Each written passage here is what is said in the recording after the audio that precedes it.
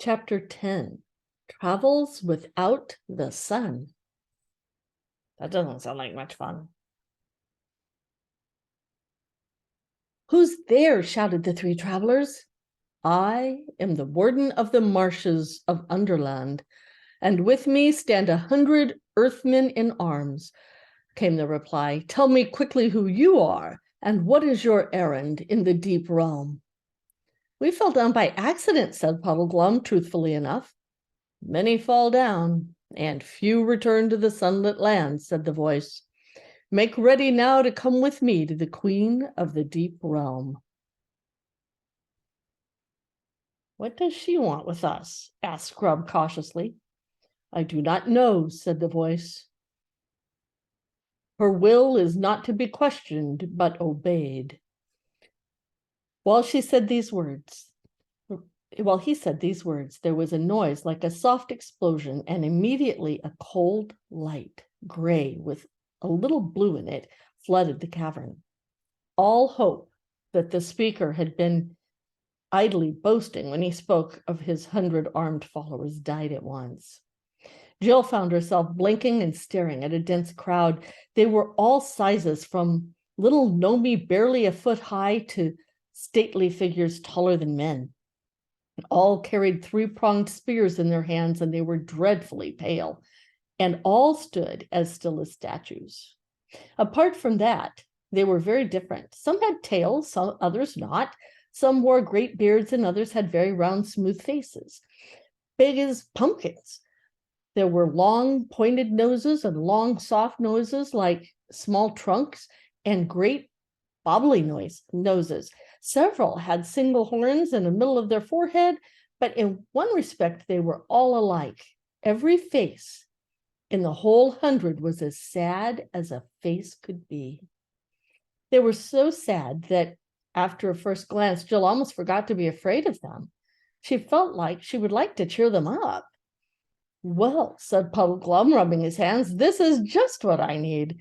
If those chaps don't teach me to take a serious view of life, I don't know what will. Look at that fellow with the walrus mustache, that one with the get up, said the leader of the Earthmen. There was nothing else to be done. The three travelers scrambled to their feet and joined hands. One wanted the touch of a friend's hand at a moment like that. And the Earthmen came all around them, patting on large, soft feet, which some had 10 toes, some 12, and some none. There's a lot of them.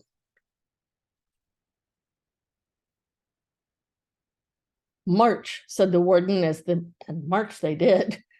The cold light came from a large ball on top of a long pole, and the tallest of the gnomes carried this at the head of the procession, but its cheerless rays, they could see that they were in a natural cavern, and walls and roofs were all knobbed, twisted, and gashed into 1,000 fantastic shapes, and the stony floor sloped downward as they proceeded. It was worse for Jill than the others because she hated the dark, underground places.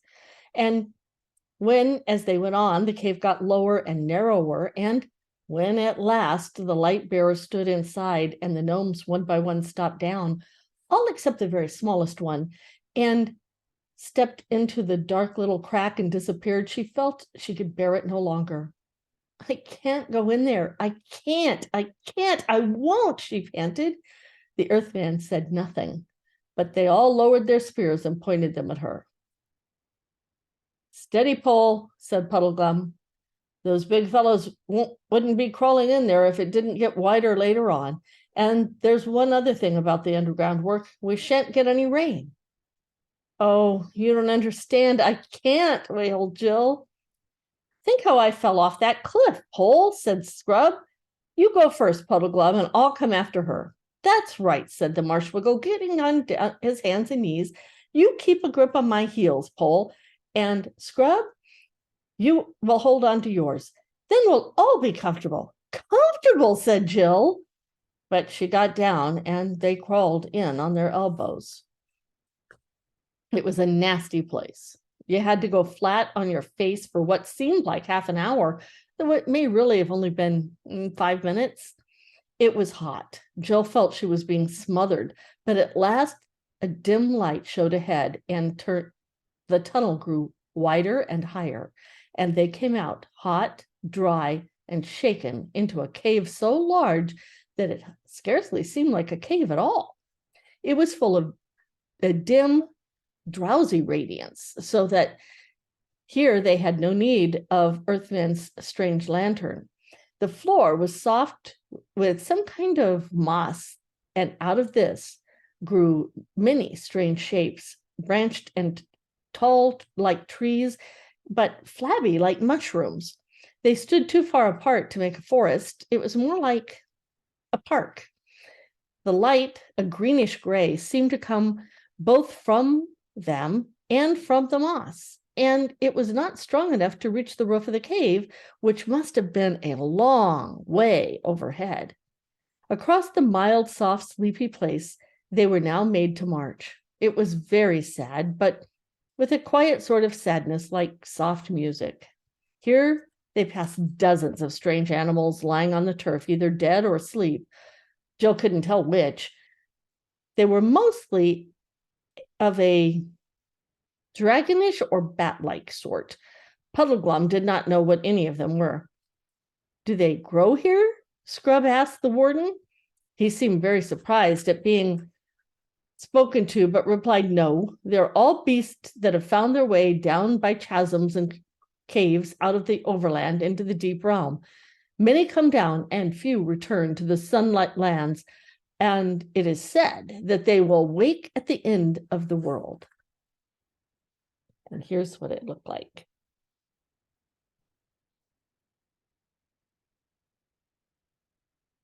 His mouth shut like a little box when he said this, in a great silence, and the great silence of the cave, the children felt that they would not dare to speak again. The bare feet of the gnomes padding on the deep moss made no sound. There was no wind, there were no birds, there was no sound of water, there was no sound of breathing from the strange beasts. When they had walked for several miles, they came to a wall of rock and a low archway leading into another cavern. It was not, however, so bad as the last entrance, and Jill could go through it without bending her head. It brought them to a smaller cave, long and narrow, about the shape and size of a cathedral. And here, filling almost the whole length of it, was an enormous man fast asleep. He was far bigger than any of the giants, and his face was not like a giant's, but noble and beautiful. His breast rose and fell gently into this snowy hand, which covered him to the waist. A pure silver light, no one saw where it came from, rested upon him. Who's that? Asked Puddleglum, and it was so long since anyone had spoken that Jill wondered how he had the nerve. That is old Father Time, who was once king of the overland, said the warden, and now he has sunk down into the deep realm and lies dreaming of all the things that are done in the upper world. Many sink down and few return to the sunlit lands. They say he will wake at the end of the world. And out of that cave they passed into another, and then another, and into another, and so on until Jill lost count. But always they were going downhill, and each cave was lower than the last, until the very thought of the weight and depth of the earth above you was suffocating. At last they came to a place where the warden commanded his cheerless lantern to be lit again. They passed into a cave so wide and dark they could see nothing of it except what was right in front of them, a strip of pale sand round down into a still water. And there beside the little jetty, by a ship without a mast or sail, but with many oars, they were made to go on board her and led forward to the bows, where there was a clear space in front of the rowers, benches, and a seat running around inside all the bulwarks. One thing I'd like to know, said Puddleglum, is whether anyone from our world, from up atop, has ever done this trip before. Many have taken the ship At the pale beaches, replied the warden. And, yes, I know, interrupted Puddleglum, and few return to the sunlit lands. You needn't say it again. You are a chap of one idea, aren't you? The children huddled close together on each side of Puddleglum. They had thought him a wet blanket while they were still above ground, but down here he seemed to be the only comforting thing they had. Then a pale lantern was hung up amidships, and Earthman sat to the oars, and the ship began to move. The lantern cast its light only a very short way. Looking ahead, they could see nothing but smooth, dark water, fading into absolute blackness.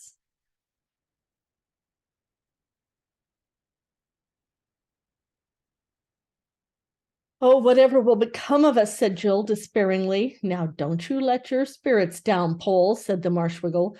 There's one thing you've got to remember. We're back on the right lines. We were going under the ruined city, and we are under it. We're following the instructions again. Presently, they were given food. Flat, flabby cakes of some sort which had hardly any taste. After that, they gradually fell asleep. But when they woke, everything was just the same. The gnomes were still rowing and the ship still gliding on, still dead blackness ahead. How often they woke and slept and ate and slept again, none of them could ever remember. And it was the worst thing about it was that you began to feel as if you had always lived on that ship and in the darkness, and to wonder whether the sun and blue skies and wind and birds had not only been a dream.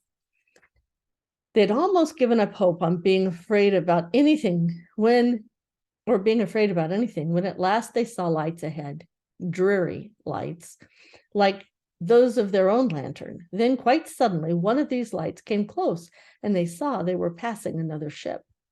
After that, they met several ships. Then, staring until their eyes hurt, they saw that some of the lights ahead were shimmering on what looked like wharfs, walls, towers, and moving crowds. But still, there was hardly any noise. By Jove, said Scrub, a city!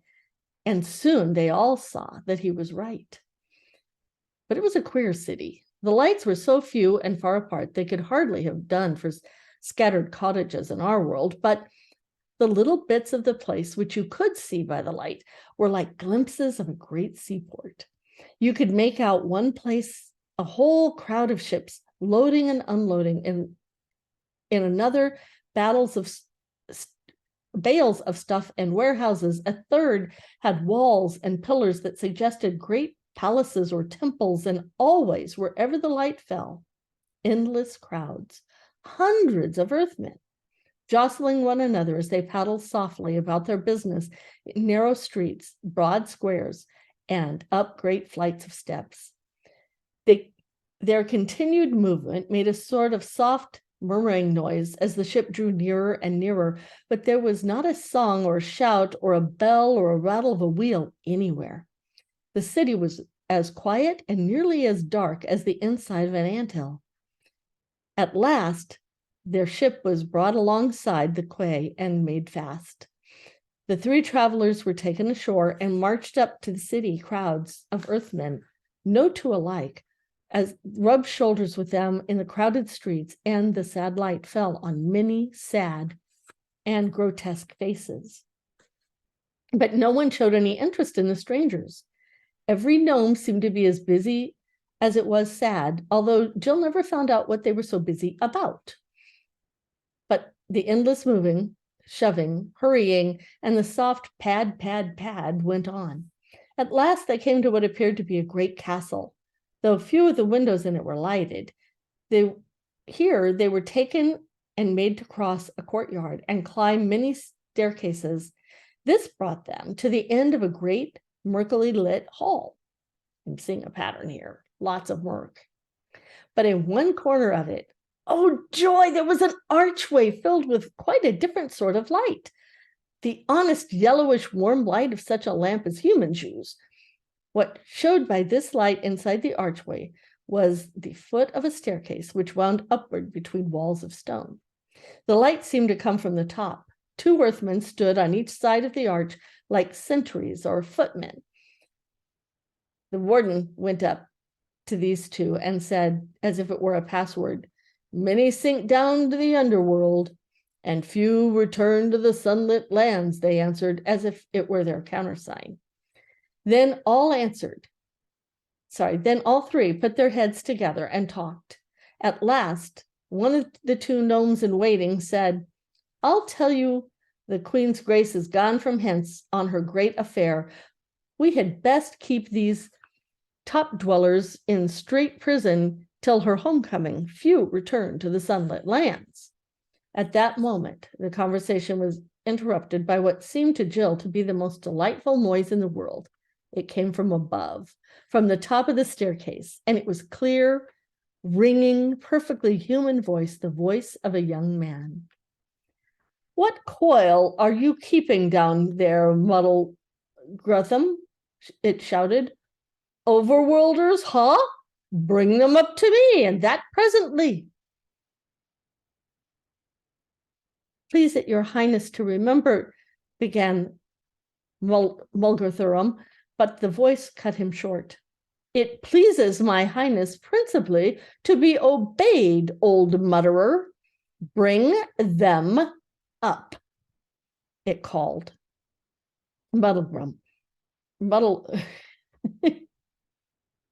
Mugglethuram shook his head, motioned to the travelers to follow, and began going up the staircase.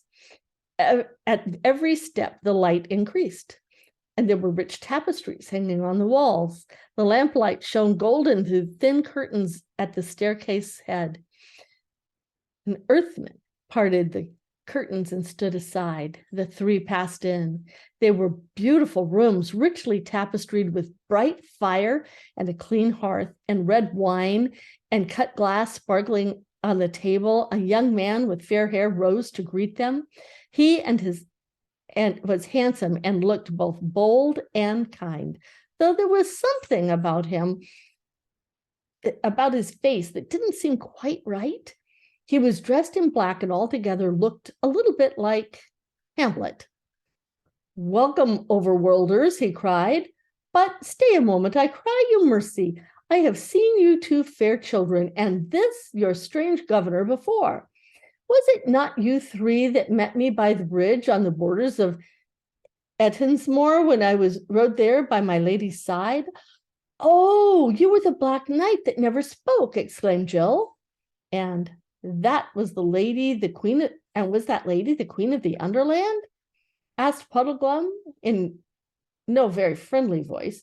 And Scrub, who was thinking the same, burst out, "Because if it was, I think she was jolly mean to send us off to a castle of giants who intended to eat us. What harm had we ever done her, I would like to know?" "How?" said the Black Knight with a frown. "If you were not so young a warrior, boy, you and I must have fought to the death for this quarrel. I can hear no words against my lady's honor. But of this you may be assumed that whatever she said to you, she said of good intent. You do not know her. She is a nosegay of all virtues, all as truth, mercy, constancy, gentleness, courage, and the rest. I say what I know, her kindness to me alone, who can in no way reward her, would make an admirable history, but you shall know and love her hereafter. Meanwhile, what is your errand here in the deep lands?" And before Puddleglum could stop her, Jill blurted out, "Please, we're trying to find Prince Riddlin of Narnia." And then she realized what a frightful risk she had taken. Those people might be enemies, but the knight had shown no interest. "Really in Narnia?" he said carelessly. "Narnia? What land is that? We've never heard that name." "It must be 1,000 leagues from those parts of the overworld that I know, but it was a strange fantasy that brought you seeking this. How do you call him? Billion, trillion in my lady's realm?" "Indeed, to my certain knowledge, there is no such man here." He laughed very loudly at this, and Jill thought to himself, "I wonder if that's what's wrong with his face. Is he a bit silly?" "We had been told to look for a message on the stones of the city ruinous," said Scrub, "and we saw the words under me. The knight laughed even more heartily than before. You were more deceived, he said. Those words meant nothing to your purpose. Had you but asked the lady, she could have given you better counsel, for these words are all that is left of the longer script, which is in ancient times, as well she remembers, expressed this verse. Through tender earth and throneless now, and though under earth and throneless now I be, yet while I lived, all earth was under me. From which it is plain that some great king of the ancient giants who lives buried there caused his boast to be cut into stone over his sepulchre, though the breaking up of some of the stones and the carrying away of others for a few new buildings and the filling up of the cuts with rubble has left only the two words that can still be read. Is it not the merriest jest in the world that you should have thought they were written for you?